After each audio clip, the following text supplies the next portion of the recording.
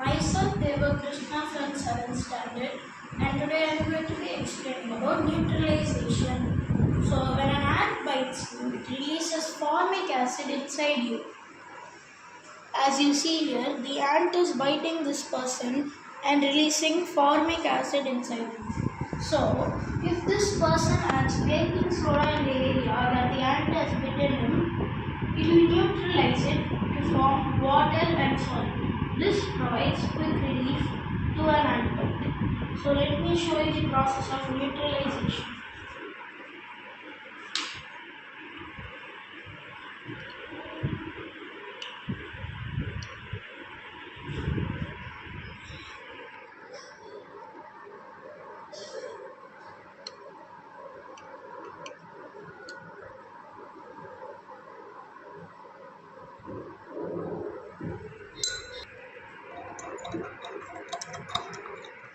So, when an acid's hydrogen atom reacts with